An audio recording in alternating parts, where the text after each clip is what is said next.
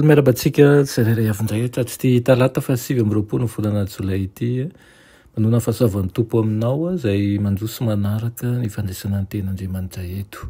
Alohan'ny derantsika ny amin'ny mofinainana io dia vavaksika. I Tompoandriamanitra io mbola vempisaoranao izahay noho ny amin'ny fitahiana sy fitantananao misaotra indrindra io avy aminao ny zava-tsoa rehetra nananay ary misaotra ihany koa izay mamelombelona amin'ny famampanana eo ny alalan'ny teninao.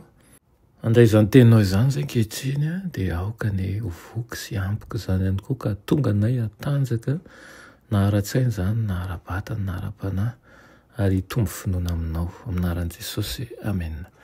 Raha teny mofinainantsika androany dia manao hoe manokana fotoana ivavahana sy andiniana ny teny.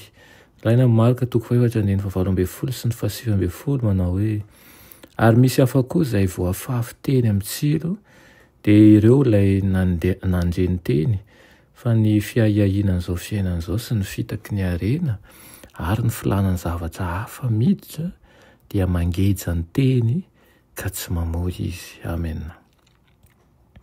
Lazain'i Kristy manokana ny zavatra mampidi-doza ny fanahy araka ny voalazan'i Marka dia ny faharitany ny hoe ny fiahina an'izao fiainana izao sy ny fitaky ny harena ary ny filana ny zavatra hafa.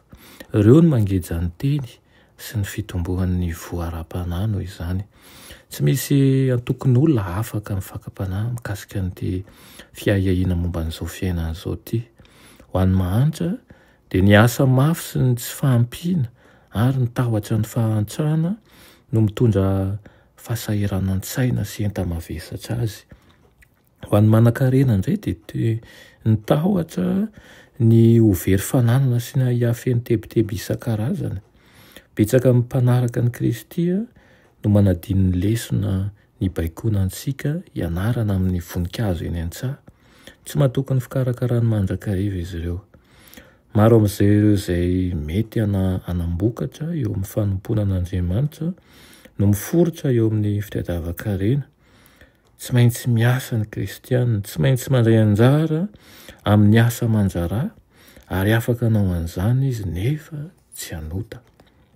Nefa betsaka ny variana loatra amin'ny asa aman-jara ka tsy manana fotoana ivavahana, tsy manana fotoana ianarana ny Baiboly ihany koa ary tsy manana fotoana hitadiavana sy hanompoana an'Andriamanitra. Indraindray manana ny fanamafisany lanitra ny fanahy nefa tsy misy fotoana hialana amin'ny ahorakoraka izao tontolo izao mba hiainona ny filazana mihezinezina sy feno fahefana avy amin'ny fanahin'Andriamanitra. Tsy azo ny voan'ny teny ataony mamokatra satria ny ain'ny fanahy dia voagejany tsilo ny toetra araka izao tontolo izao. Ary betsaka ireo izay miasa ho an'ny hafa no latsaka anatin'ny fahadisoana tahaka an'izany.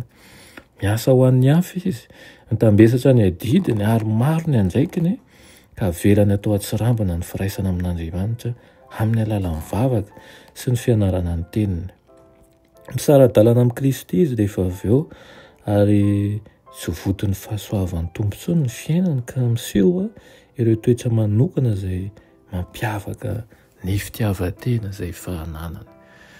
Aoka ny ho tsarovantsika mandrakariva io fampitandremana nomen'i Kristy io fa ny voza hafahafa eny amin'ny tsilo dia tsy mandray ny teny fa ny fiahiahinana izao fiainana izao sy ny fitaky ny harena ary ny filana ny zavatra hafa dia mangeja ny teny ka tsy mamoy izy ireny.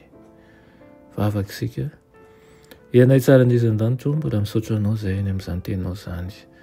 Gataka aminao indrindra izahay ny mba hiasanao manokana ny fiainanay tsirairay avy ka ny teninao any mba hamoa eo amin'ny fiainanay aoka izay zavatra mety angeja izany tsy hamoa dia ny tananao mihitsy ny hanala azy.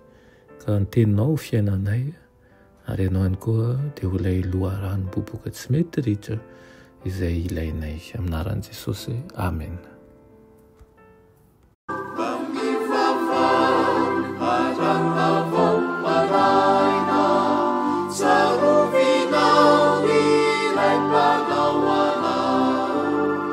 Izay miaro